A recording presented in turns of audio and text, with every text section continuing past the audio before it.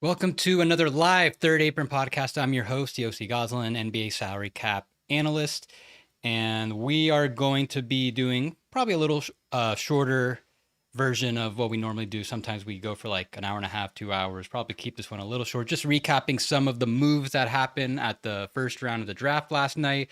There were a couple significant ones, not too many. Really, only one trade involving players. I've got a friend of the show, Sam Quinn, as usual, joining me to discuss. I think there's one big trade we should start with that I think universally everyone's feeling very questionable about on the Pelicans side. That's probably putting it nicely.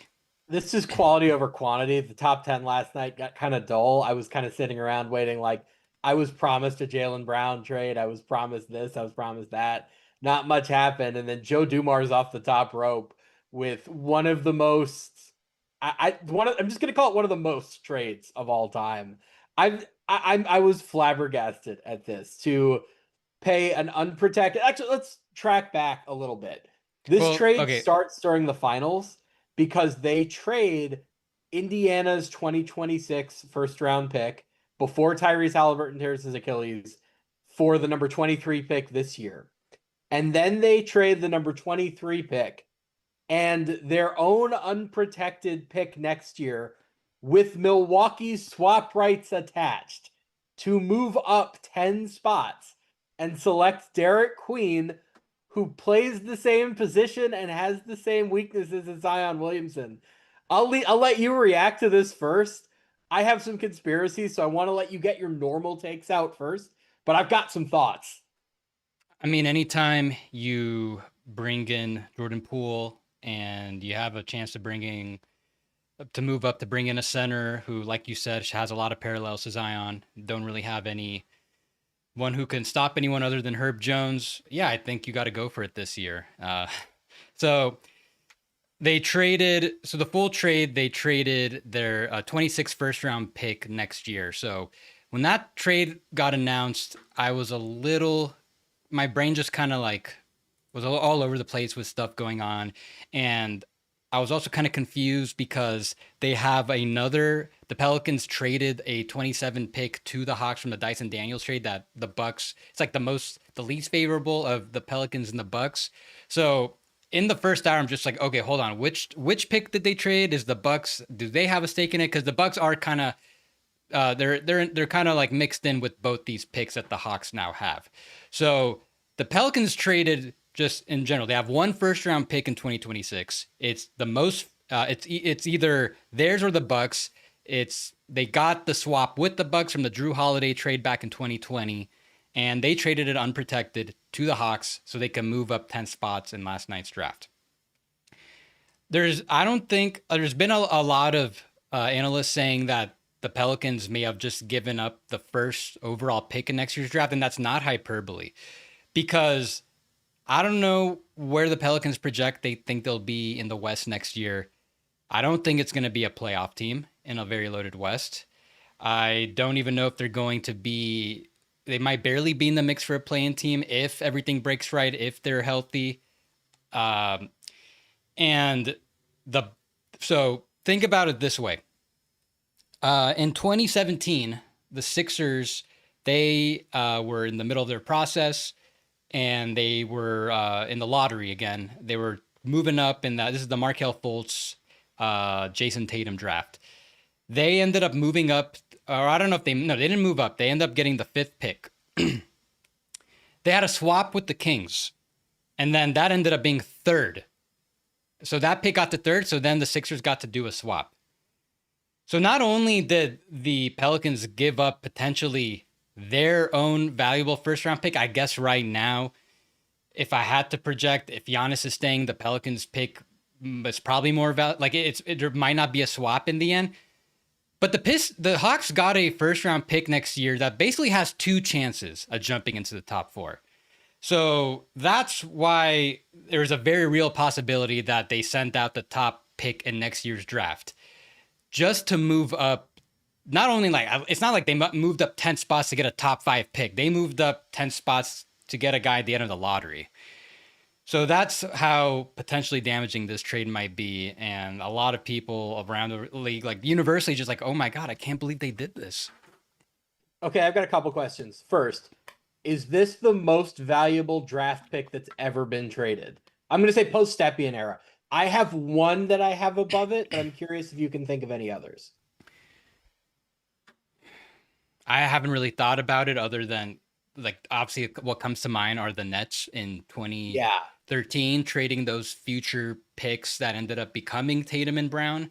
So I would probably it has the potential to do that certainly, but So what I mean yeah. here is though, when the Nets traded those picks in 2013, there was the chance that they were very, very valuable, but the Nets were good in that moment. We didn't know for sure they were going to jump up that much. I'm talking about a pick in the moment where it's like it's not 5 years in the future. It's attached to a team right now that's coming up. Is it the most valuable pick that's ever been traded? And I think off the top of my head, it's probably second, with number one being the 2018 Nets pick. But Cleveland was the one, or Boston was the one trading that to Cleveland. But that was after the Nets had picked in the top three in consecutive years. The Pelicans weren't quite that bad. They were the fourth worst team last year with everybody getting hurt. But in a West that's that deep, you'd have to figure they're probably not one of the top 10 teams, right? Like we'll see, but they're probably somewhere in that 1 to 10 mix. But then you, like you said, you get the second set of ping pong balls if Milwaukee is in the lottery. And look, with Giannis, they're probably not going to be that bad. But all it takes is like Giannis has a sprained MCL. He's out for 6 weeks. And a team that we thought of as like maybe 500 suddenly becomes a 30-win team. And in the last 2 years, we've had two play-in teams win the lottery. So this is a really significant pick to trade when you factor all of that in. I have it as the second best in the moment pick I ever remember getting traded.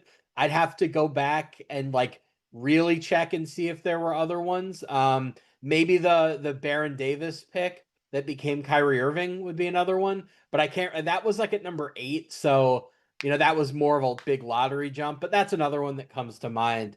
So my next question: we talked about the Jordan Poole for CJ McCollum trade when it happened, and we said, oh, this is a little bit curious because they're taking on 40 million in extra money for the 26-27 season, but they're saving 5 million for next year. Are they getting something out of that? Is there some benefit? Well, when you factor in the cost of jumping up from 23 to 13, if they hadn't made the Jordan Poole trade, they would have been above the luxury tax line. So I now wonder if the Jordan Poole trade was in part a tax dump for this trade that was coming after, right? Like there's still more time in the offseason. They can still make more moves. But I do wonder now how much of the Poole for McCollum trade was literally just about them saving money this year. To hell with the long-term consequences. So that might play into this trade a little bit. I would guess it's going to play into something else because the other thing that the Pelicans did last night was bring in another guard. They brought in two guards in the past 48 hours in Jordan Poole and Jeremiah Fears, which we've already talked about on the our last show about how the trade for Jordan Poole feels like the precursor to something else. I mean, maybe this is just part of it, but I'm thinking, do they potentially look to trade, package some picks with DeJounte Murray, try to get off his contract, maybe bring in some more vets that can help now? I was thinking a big man. Now that's not such a need, but they could still use another big. Who knows how this front office feels about Yves Missi, if they want to try to include him.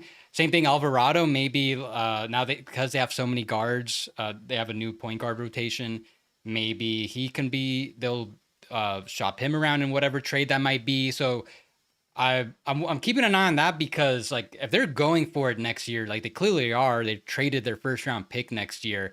I think now you kind of have to trade DeJounte Murray to try to like maximize this roster as much as possible because he probably might not come until like middle of the season and like towards the end. And they now have a new point guard rotation.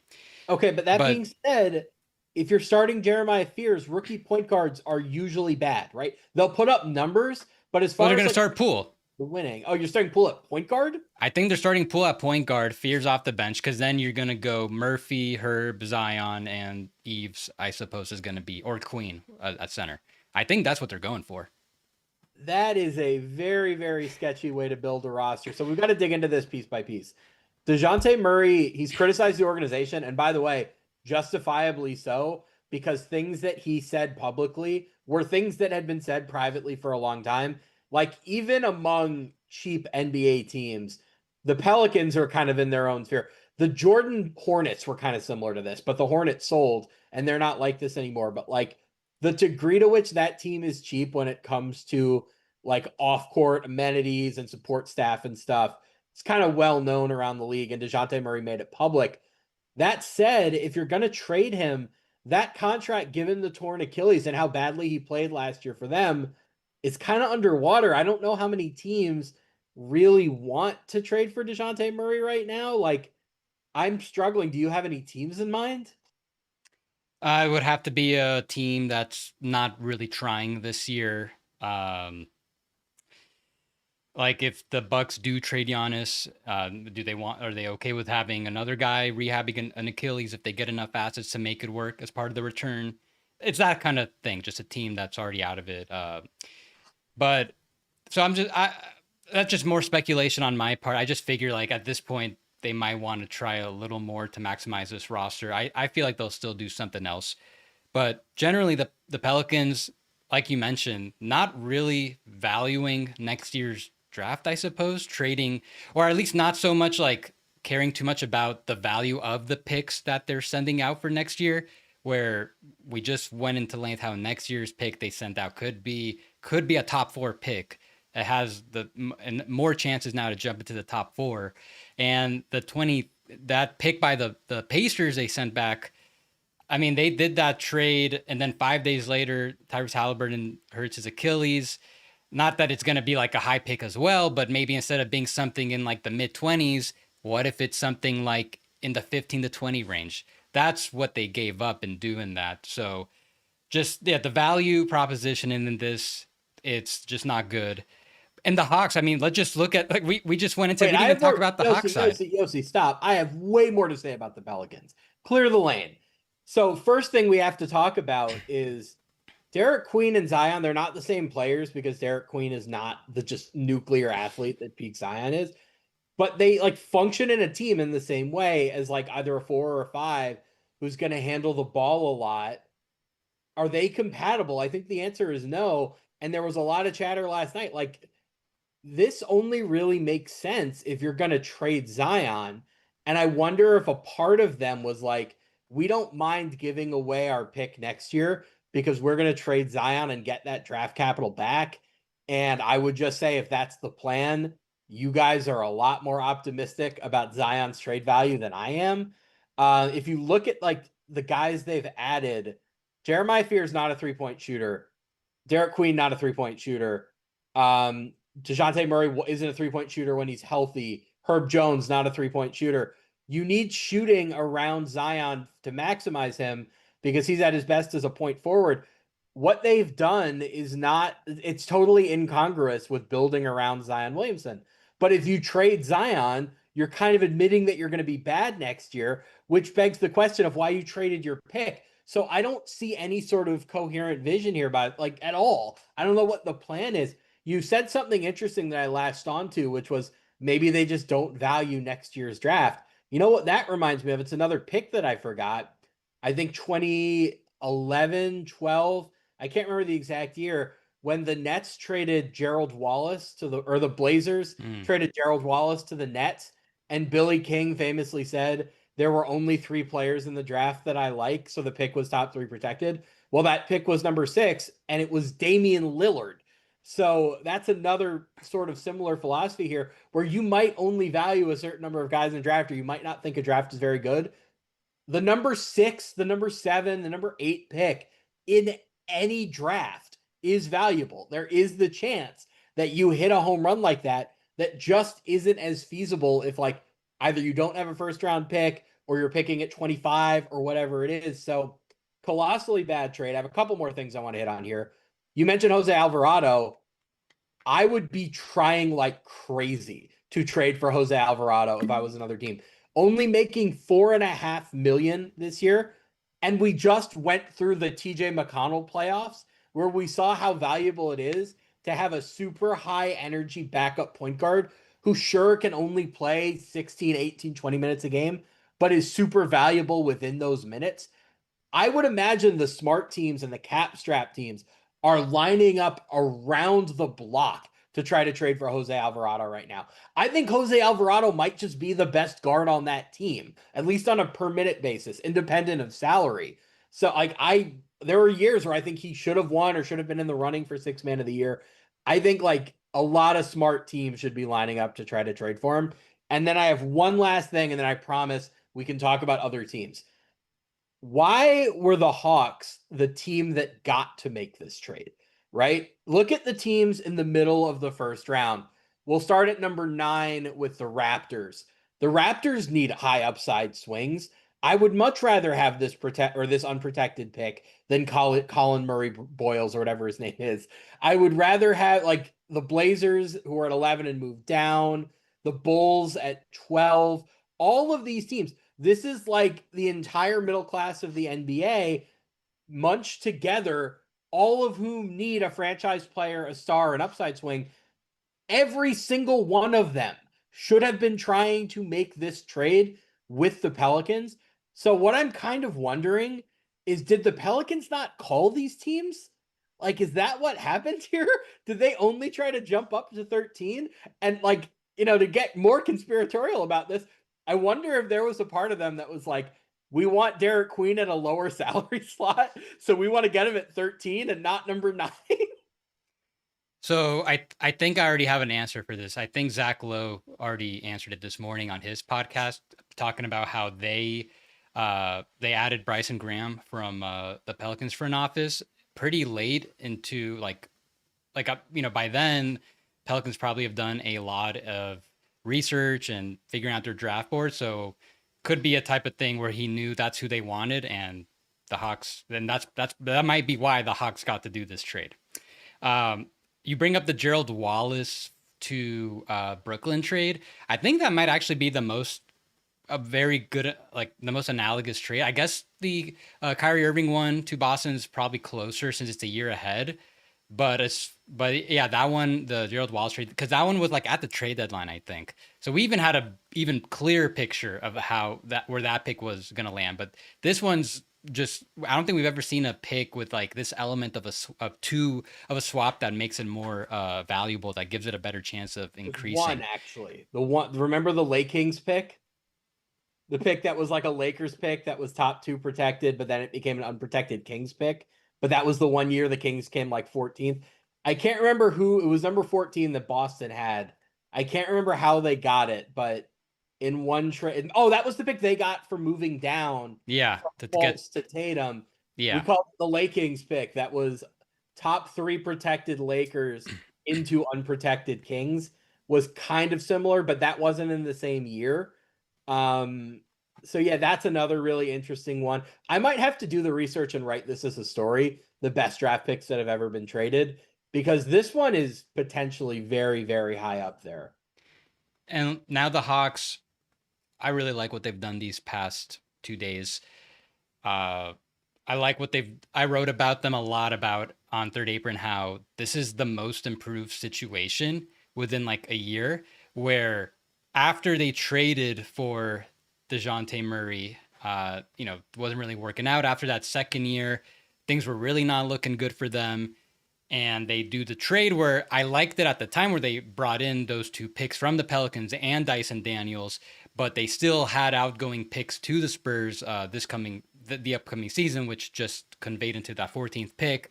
Plus they still owe a swap next year to the Spurs and another unprotected one in 2027. You already mentioned that now those picks probably aren't going to be that valuable, given how wide open it is in the East. But the Hawks, they went ahead and they brought in Porzingis for a very low price.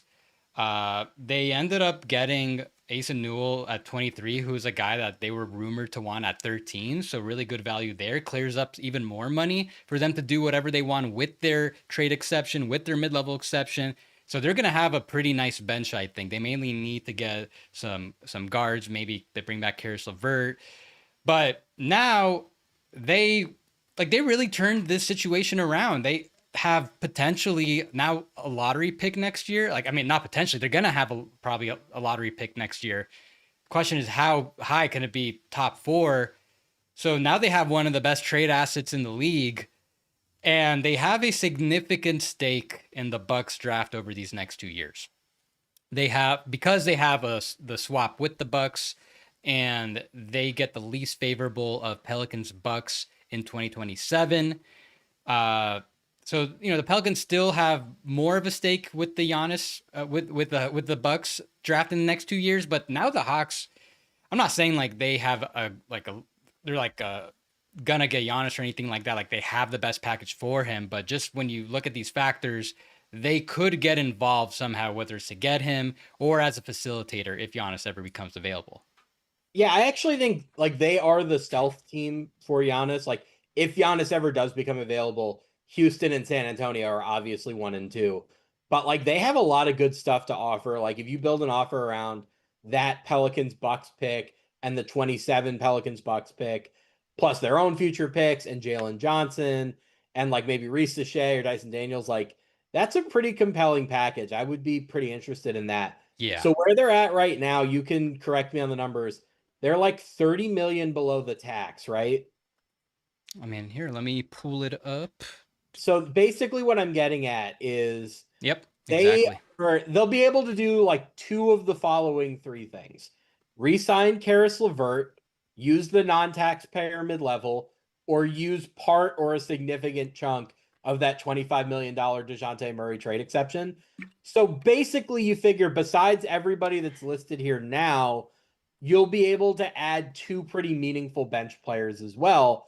Yeah. That's a like, really interesting team in the East that I could see getting a top 4 seed if everything goes right.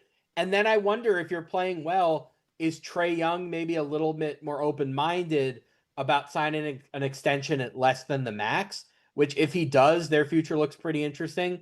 And then the Yep. last thing I do want to throw out before like about this Hawk situation in general, we had talked like around for years, like not years, but basically since the Spurs made the DeJounte Murray trade, about how the Spurs had these really valuable picks from Atlanta from that trade. And that was a really scary proposition to the rest of the NBA because if the Hawks had been bad and if they had had to like trade Trae Young and rebuild or something, you were looking at a scenario where San Antonio, with Wembanyama and everything else they would have gotten these really valuable picks. Now, like thankfully for the rest of the league, the Hawks figure to be good enough over the next 2 years that they're not handing San Antonio these premium assets. So, and by the way, like we'll talk about Phoenix as well.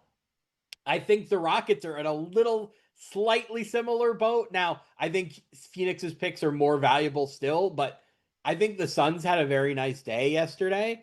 And those Houston picks that they have are a little bit more valuable now. So this is something to keep in mind about future picks.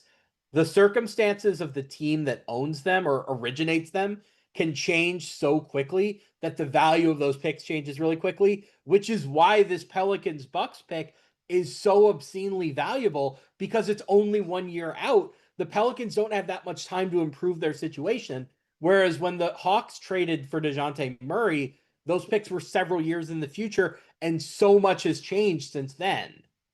Yeah. One other element about this is that they save about like 2.5 going from what Derek Queen's salary at 13th would be to this. Newell getting 3.3 with the 23rd pick it is. So yeah, now they get even more flexibility. So you can basically, yeah, let's say Levert gets like a little less in the mid level and they have to go like around full mid level to bring in an Alexander Walker type. Then you still have enough room to do one more minimum guy and stay right below the tax. So I really like the way this bench is coming together for the Hawks. I would, and it's so interesting now how so much has changed where the past 2 years, a lot of discussion can the Hawks really have a successful team with Trey as their best player and making as much money as he is? I still a lot of analysts believe he'll take less than the max in an extension.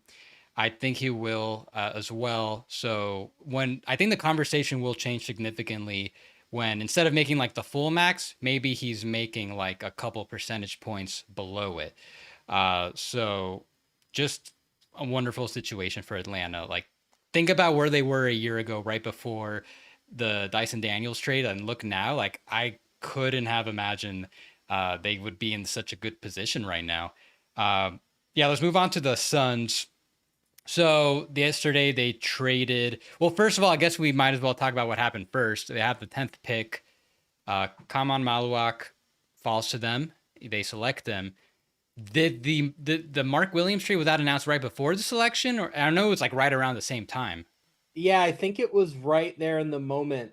And I think the two hand in hand make a lot of sense to me, right? Like Malawach is kind of raw. You don't figure he's going to come in right away and be a starting caliber player. He's going to get there eventually, and his upside is really, really significant. But Mark Williams can step in and be the short term starter. However, I look at what Dallas did in 24 when they made the finals. When they kind of didn't have a starting center, they had two co centers where it was Daniel Gafford and Derek Lively, where Gafford would start but Lively would play a little bit more. But if one of them got into foul trouble, you could reverse that. Or if you had to align lineups for whatever reason, I think this is a trend that a lot of teams are starting to pick up on. Atlanta doing it with Porzingis and Okongwu. Portland now with Klingon and Young, the guy they just drafted at 16.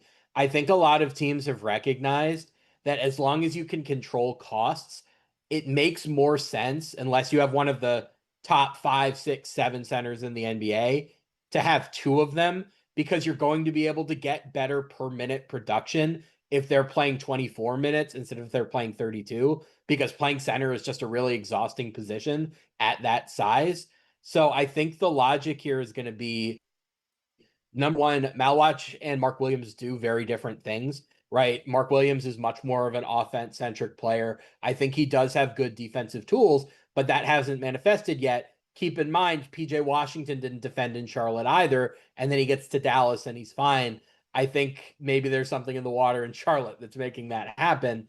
I think you can get Mark Williams on a reasonable extension because of all of the injury issues.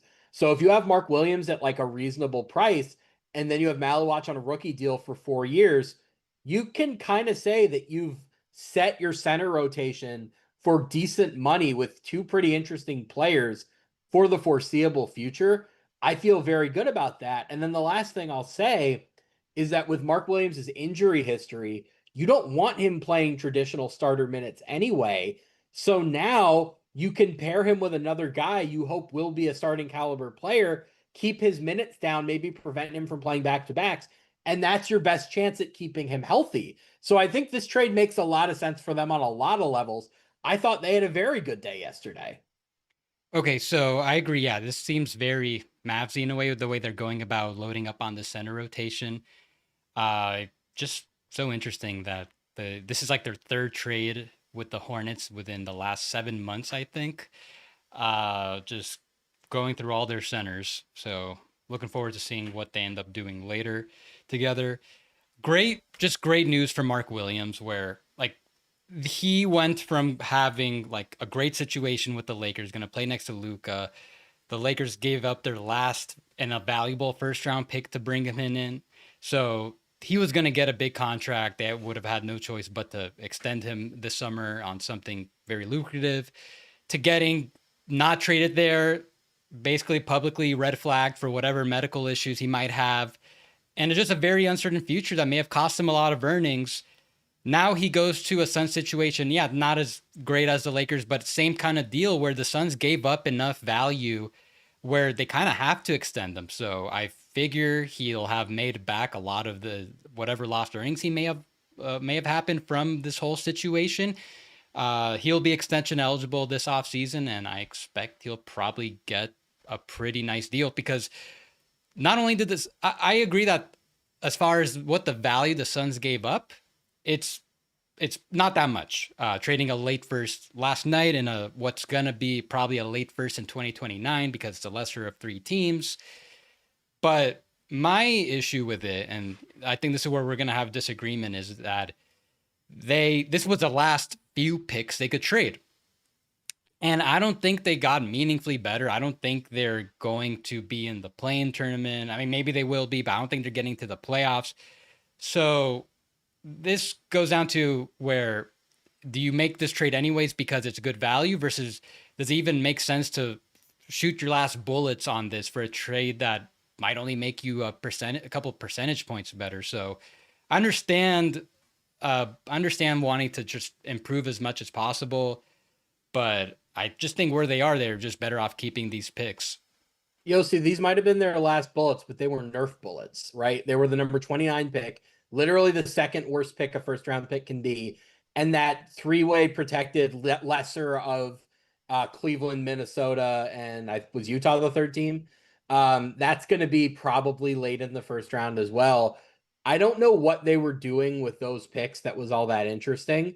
And I look at this and I say, given how dire their situation is, I would rather roll the dice on a very high risk but very high reward player than just keep those guys and like get to the deadline and make another Royce O'Neal type trade. They needed upside on this roster, and that was the way that they saw that they could get it. I'm totally fine with that. I think the 2 first round picks on Charlotte's end, that's like mostly for the press release, right? Where it's like, oh no, see, we rebounded from the rescinded Lakers trade. We got 2 whole first round picks. Not really. They got about as bad as you can get with 2 first round picks. So I totally get this from Phoenix's perspective. For Mark Williams, I do think he will get an extension because Phoenix has no real incentive not to extend him because there's no foreseeable future in which they like have cap space and can take advantage of his low cap hold. No, like they're just going to be an over the cap, probably over the tax team for the foreseeable future. It makes sense to lock him in now while that injury risk is still very present in his mind. And maybe you can get him lower where like for the Lakers, he was going to get starter money. You were talking 25, 30 million a year, depending on how the year ended. Maybe Phoenix could get him at like mid-level money or a little longer. And maybe that's a shorter deal. So he has more upside to get back into free agency. We'll see. I think that'll probably be a relatively team-friendly contract that they get him to sign. And then as far as what they're going to be next year, I would say like let's see how the offseason plays out. I think they're kind of in a situation where their cap flexibility is such a mess that they can kind of afford to take on good players even if the contracts aren't great. So like we know they have a million shooting guards, right? Grayson Allen is the one that comes to mind that they're absolutely going to trade. Could you trade Grayson Allen for like a similarly overpaid but useful player at power forward? Then the roster starts to make a little bit more sense, right? There have been all these rumors about a Bradley Beal buyout. If you can get Bradley Beal to like give you the mid-level exception, and then you use the mid-level exception to like get a point guard or get another defender, I don't think that they're like a contender by any means, but I think they're now at the point where like if you told me they went 500 and snuck into the back end of the play-in, I'd buy that. Sure, why not? Well, so let's look at the roster because the thing is, now that they shot their last bullets, I don't think they're really gonna have that much. They're gonna have a harder time just trading some of these guys. I think like they could probably get positive value for Dylan Brooks, but like we I discussed want to last time, I keep think Dylan Brooks. exactly. I think they need him. He's the only guy who can like stop anyone on the perimeter. Um, and one trade, like for example, yeah, I was trying to look into. I've been looking more into point guard. You said power forward, like who would say no to Grayson Allen for Bogdan Bogdanovic? Bogdan's not a point guard, but has a little more ball handling, facilitation. Like that actually worked for the Suns, given their second apron restriction. So that's all I could find. Like, could they have enough seconds to convince the Pacers to give them TJ McConnell? I don't know if the Pacers want to go that direction. So now they're going to have a much harder time just trying to trade some of these mid-level guys, not only to get the upgrades they need, but to even save money. So, because they could have just declined Micic and waived Cody Martin, who that's still up in the air. He's got a June 30th guarantee date. And if they'd done those things, they'd be out very close to the second apron. Now I'm gonna guess that they're probably gonna look to try to trade Cody Martin or even guarantee him just so they can have the flexibility for a future trade, in which case they're gonna have still a ridiculously expensive roster. Which brings me then, well, they gotta save some money somehow. The Bradley Beal potential buyout. So I went through it, or on Third Apron a couple months ago, I wrote, "What if he gave back the mid-level type? Which is roughly 25% of his remaining money. So that means he's gonna has a mid-level offer out there. In which case, they do that. They got these extra second-round picks available. You could actually finish just below the second apron. Well, I'm guessing they want to roster most of these second-round picks, give them the rookie minimum. They traded They a would few, right? Didn't they trade like the last two and move up? Am I? They traded futures, Oh, from what I okay. understand. So now they could do up to 3 seconds. So uh, I would definitely keep an eye on if that's something that could end up happening. But I mean, I'm just still not inspired. Where I don't like if it just depends. Like, how do you define a successful season? If it is what you say, trying to sneak into the play-in, maybe secure a playoff spot at the end. Okay, this everything they did might do that. Um, it's just such a fall going from where they were 2 years ago, trading for Kevin Durant with these championship aspirations, to now just trying to field a mildly competitive team. Like, this was the major downside when they did the Kevin Durant trade 2 years ago. When they traded it's mostly the Bradley Beal trade that really, I think, torpedoed them to this situation. But then, the Aiden trade, letting go Chris Paul in the process. Like, this is the worst case scenario where now they're just chasing some sort of relevancy. Well, yeah, but I mean, they weren't gonna. Rome wasn't built in a day, right? They weren't gonna rebuild this entire team in one off season. This was going to take time. I think getting back up to basic respectability does have value for them in the short term because then you can kind of start to talk yourself into if we get the next move right, maybe we go from 500 to like 46 wins, right? It's a slow and steady wins the race thing. I don't think it's feasible to be like there was any move they could have made this off season they could have gotten them back into the championship picture. I'll throw out a couple of trades for them for point guards. You mentioned DeJounte Murray. What would they have to aggregate to get him? Would be like Grayson and Royce O'Neal.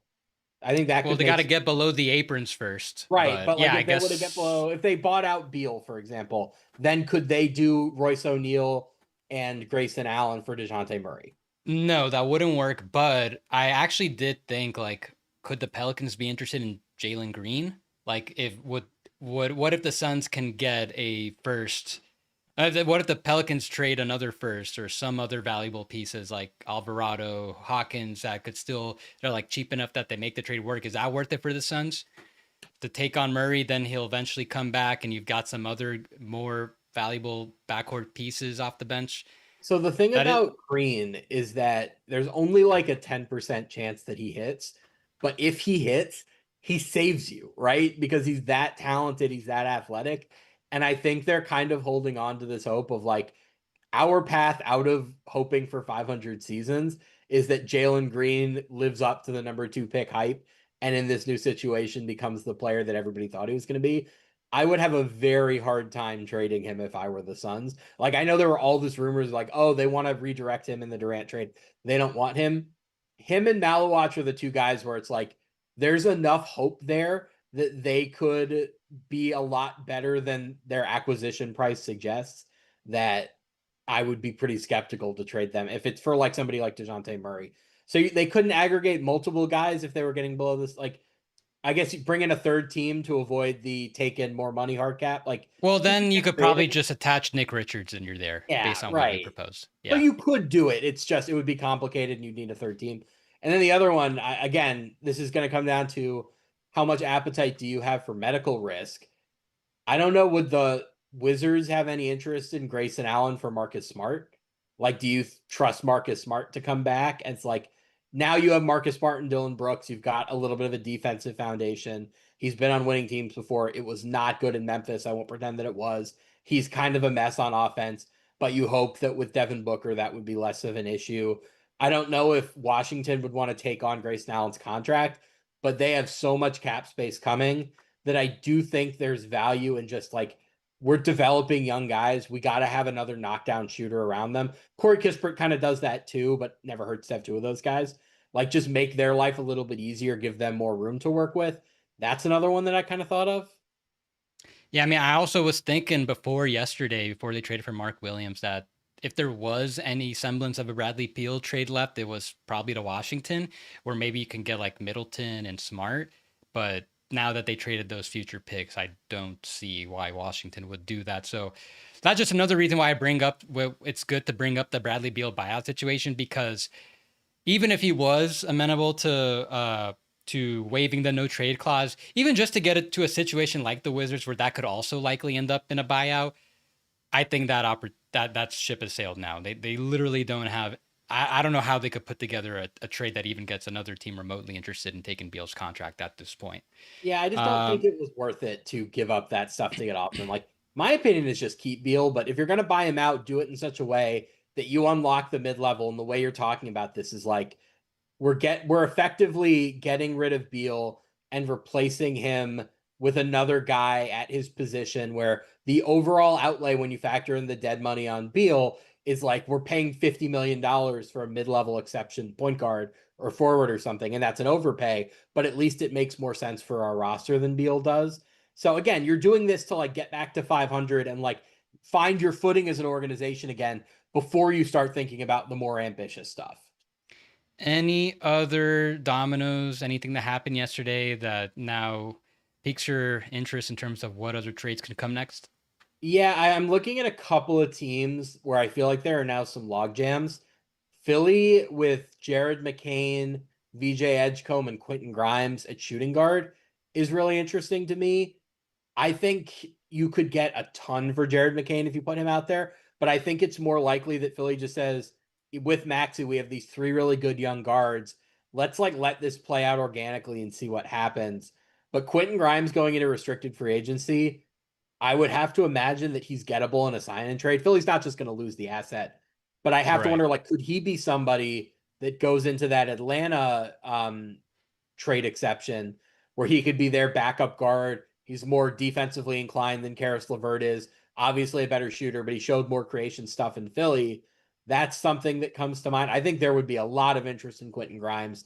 He was very, very good for Philly down the stretch. And then the other one that kind of, some alarm bells rang off was Portland now has five centers with DeAndre Ayton, Robert Williams, Donovan Clingan, Duop Reith, and now Hansen Yang. I'm never gonna figure out how to pronounce that or which orders I'm supposed to say it in. Young So first. what Yang first? So it's Yang Hansen. I think it's like Young Hansen. You gotta be a Okay, little Yang Hansen. more. Got it. Yeah. Okay. Um, DeAndre Ayton always made sense as a trade candidate. It's just so hard for a team to bring in the 35 million-ish salary. I think where I think this could very easily go is the Lakers like have tried on Walker Kessler and they've tried on other like, very high-end centers that would cost their first round pick and swaps and Dalton Connect. By the way, we skipped past this, but I think Dalton Connect for Eve Misi makes sense as a fake trade now because the Pelicans are so light on shooting and they just took a center. So that's something I'm just going to throw out there. But could the Lakers look at Ayton and be like, we are the team more than any other that really values draft pedigree and talent, and we think about fit later? Could we just trade Portland our expiring contracts, bring in Ayton, and see if LeBron can turn him back into the guy that he was in 2021 when they made the finals? That strikes me as something the Lakers in particular could do. And then Robert Williams, I have to imagine at 13 million or so, would be of interest to a fair number of teams just as like a high upside backup center where if it doesn't work out, 13 million isn't such a crippling number that you feel really bad about it. So Portland centers are the other teams, or is the other situation that I'm really watching. Either of those really stand out to you? Well, first, I want to talk about that Atlanta Grimes situation that you threw out there because I really like that. The Hawks now have two first round picks in next year's draft. One's the Pelicans one, which they're going to keep. But then they have one that is swapped with the Spurs, which could probably be something in the late teens, early 20s. So if you're the Sixers, you're going to bring back Quentin Grimes. It's going to cost like, around the full mid level, maybe a little bit higher. It'll probably put them right up against the second apron if they don't reduce salary elsewhere. Now that you have this crowded backcourt with Maxey, McCain, you just selected VJ Edgecombe. I do think I'm sure they're open to the possibility of signing and trading Grimes, where they signed Caleb Martin in free agency on a very nice contract, and that's all it really costs to get Quentin Grimes. So that'd be a nice piece of business to get like a first round pick, a future first round pick for him. Well, the other thing you So could do then is use your mid-level to re-sign Gurshan Yabusele, which they can't do if they're paying Grimes and they're pushed yeah, up against the yeah, second apron. yeah, that would get and then give them that as well, a little more spending flexibility with their mid level. So I think as far as Portland and Aiden, yeah, Lakers scream as a team for Eden right now. Makes a lot of sense. That 35 million, it's a little tough to match. I don't know if we've discussed it on the show. I know we've discussed it privately that I think for the Lakers, it makes a lot more sense if they don't have to do the 100% match, where maybe LeBron takes a little payroll, a salary reduction, where then they can get to the money with basically like Vincent, Maxey, and Shake Milton. I think, and then you have enough space where you could maybe use them at level after. I think that would make it more sensible for the Lakers. The thing is, I don't think Portland wants any of those players, and they might not even want the pick either. I think a third team would definitely need to be involved where the Blazers get somebody they want because, like we've discussed with the holiday trade and a lot of the other moves the Blazers have done, they don't and it's kind of contradictory because they just made a trade with the Grizzlies where they got a future first round pick in 2028, that Magic pick. They just seem to want like certain players that fits right now, whatever they're going for. So that's the challenge. Can you find another team that gets Portland what they want? Well, let me throw But this out otherwise, there. I really like Aiden to Lakers at this point because I mean, there's not like we've seen now. I mean, Favors could. I mean, not Favors. Gafford. He's still technically in play, but Mark Williams not really in play anymore. Walker Kessler, I doubt at this point. So, yeah, that might be one of their best options at this point. Yeah, I mean, my question there, like, I don't think they're that interested in Nick Claxton, as I understand it. Walker Kessler, the price seems to just be too high. I'll throw out another construction on Aiton. Let's say you're the Lakers. Would you put Rui Hachimura in that trade? And the reason I bring it up is that if you did Hachimura, Vincent, and Kleba, who are all expirings, you save around $5 million. And that way, if you ask LeBron to take a pay cut to give you the full mid level, you're asking him to take a smaller one, and he's maybe a little bit more amenable to that. As for Portland, they need shooting so badly in light of the Simons for Holiday trade, and then they don't draft somebody who can shoot. They draft another center. Would they be interested in Hachimura as like maybe not a replacement for Jeremy Grant? Because I don't know if they're going to be able to move Jeremy Grant, but like somebody in that mold is like a forward who can shoot a little bit. He's young enough that you could talk yourself into keeping him longer term. Aiton as a Lakers target fascinates me because you could probably get him without giving up picks, right? Like, I don't know what the construction is, but I don't think you have to put the 2031 pick on the table. The upside of DeAndre Ayton, I think 2021 DeAndre Ayton was better than any center that they have been linked to, right? He, in that year they made the finals, was better than Walker Kessler has ever been thus far, better than Nick Claxton has ever been thus far, better than Gafford. He was a true max level player. And I know we like to laugh at the Suns, but remember, it wasn't the Suns who gave him that max contract. It was the Pacers, the smart, brilliant, asset like conscious Pacers who wanted to dump Miles Turner to give him the max. That was legitimate. DeAndre Ayton was seemingly worth that at that time. So much of it is about attitude. So much of it is about like, how committed are you to doing the dirty work, which he has not been in Portland. Well, I would just say look at LeBron James's history of kind of turning knuckleheads into the best versions of themselves. Dwight Howard with the Lakers was an example of that. J.R. Smith in Cleveland, Chris Anderson in Miami. LeBron has a pretty rich history of taking talented but like kind of messy players and turning them into the players you want them to be. If I were the Lakers, I would look at Ayton and say, if we're not giving up picks for him and he's on an expiring, so there's no real risk attached, If we can pull that off, then we can hold on to our picks for future stuff and just take the home run swing. And if it doesn't work, we wash our hands of the situation and say, well, at least we didn't give up all of our draft equity to get Walker Kessler. So I do think it makes sense. I think the Rui version is probably the one that makes the most sense to me. I personally wouldn't feel motivated to trade Rui for Aiden. I'd want to keep every core guy from the team last year. Uh, I, I just mainly because who else is trading for Aiden? I don't really see another team even like trying to get him at his number.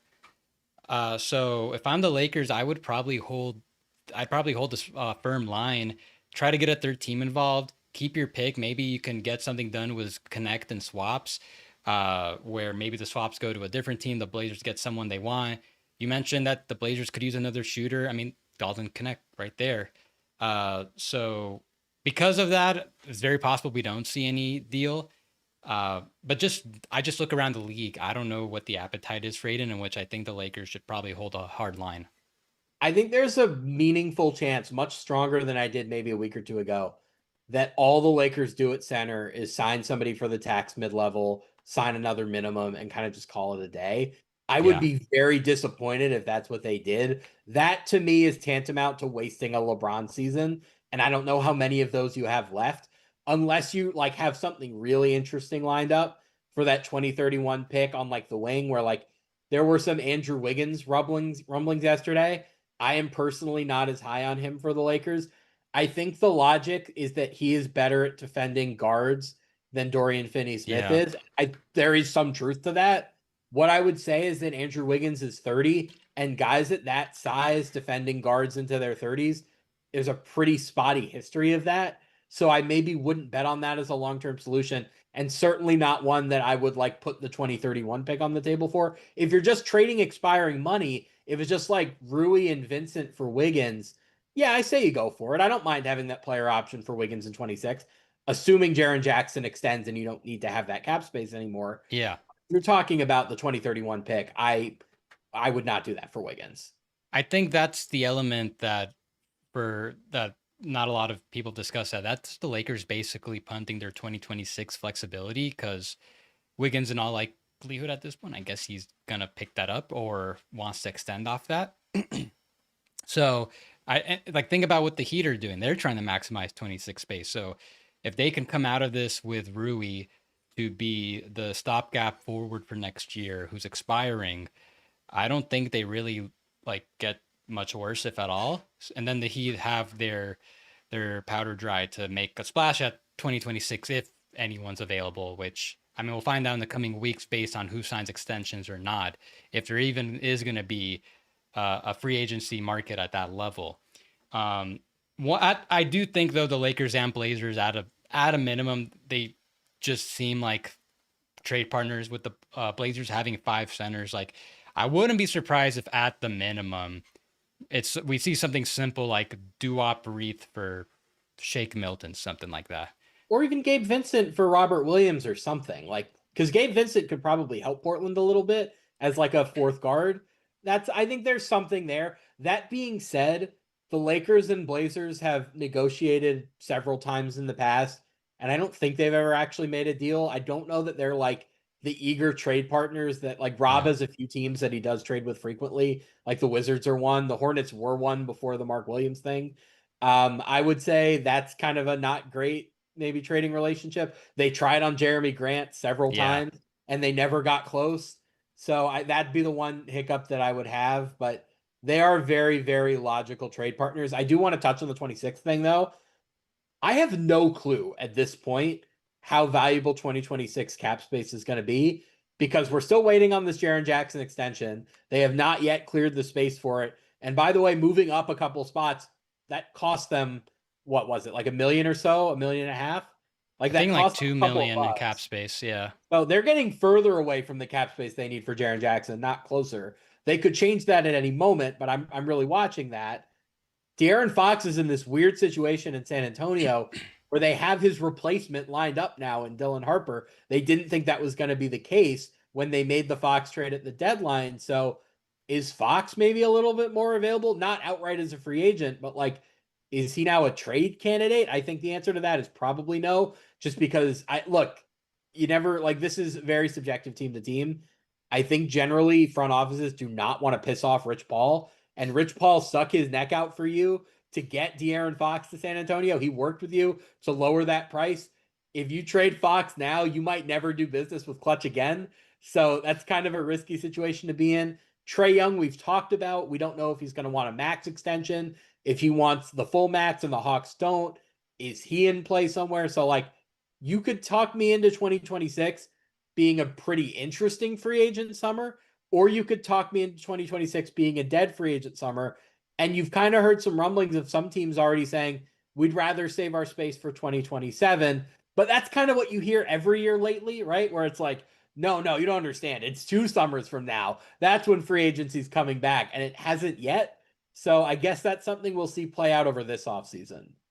Yeah, and you said, well, could it be an interesting free agency? I mean, who are the interesting players that we know for sure will hit free agency? There's Austin Reeves, who declined his max extension. I would probably put Kobe White in that territory as well. He's eligible for the same $87 million extension that Reeves declined. Mikal Bridges is one I'm really monitoring. Can we talk about the fake trade we talked about last night? Yeah, go ahead. Mikal Bridges and Mitchell Robinson for Jaren Jackson Jr. Who says no? I mean, I think the Grizzlies would just want to. I don't know if you're trading Jaren, I don't think it makes that much sense to bring in Mikal because then you're really taking a step back. So I would think they want to reroute those pieces to a third team, get more picks, some interesting young players. But value wise, I think we're there.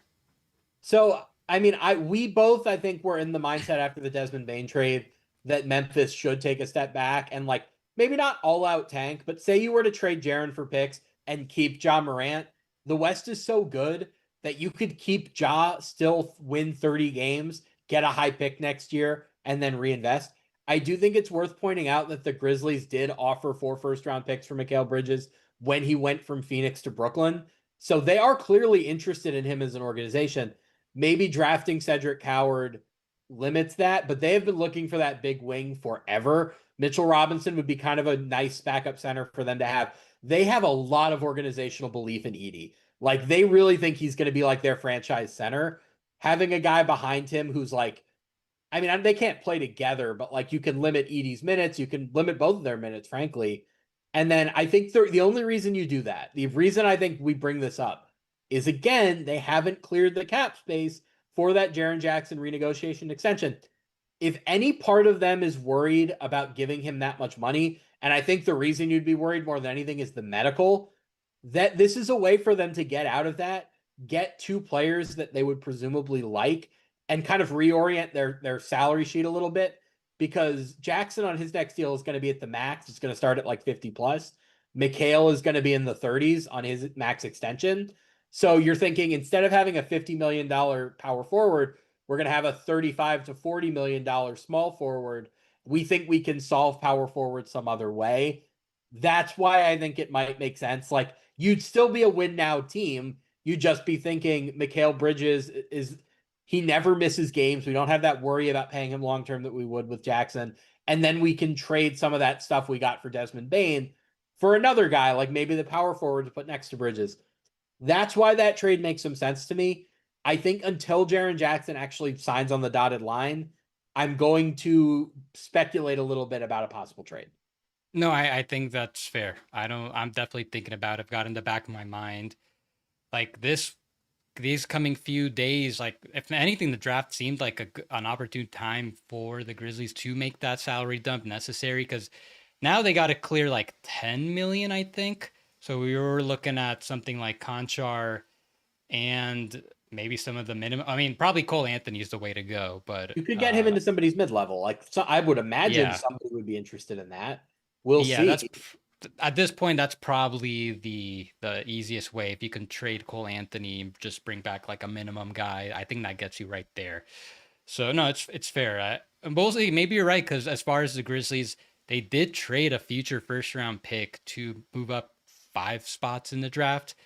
I mean, like, and not just like like, 1-3 years in the future, like that's not nothing. Sure, a lot of people already want to pencil that Magic pick as being something in the late 20s, and clearly the Grizzlies might already be there. Uh, but we've seen now, yeah, with the Pelicans trade, this trade, that seemed like the price to move up significantly in the draft yesterday.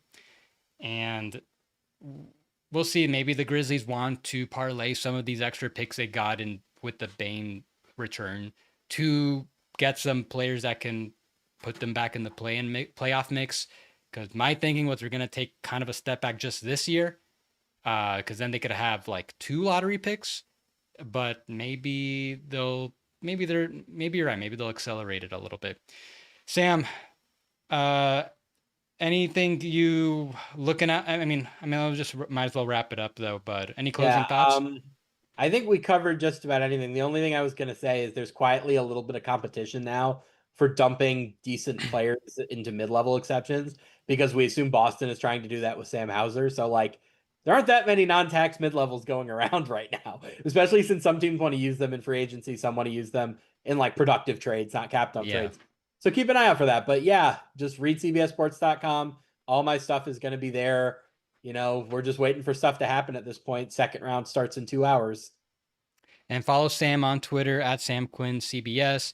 Make sure you're following me on Twitter and Blue Sky at Yossi Goslin. I've been doing instant salary cap analysis on each transaction with some nice graphics to show where teams are, what their restrictions are, if any.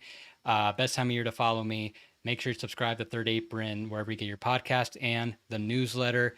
And, we'll see. Depending on what happens, if it calls for it, Sam and I will be back in it to discuss whatever big developments happen. We'll see you guys soon.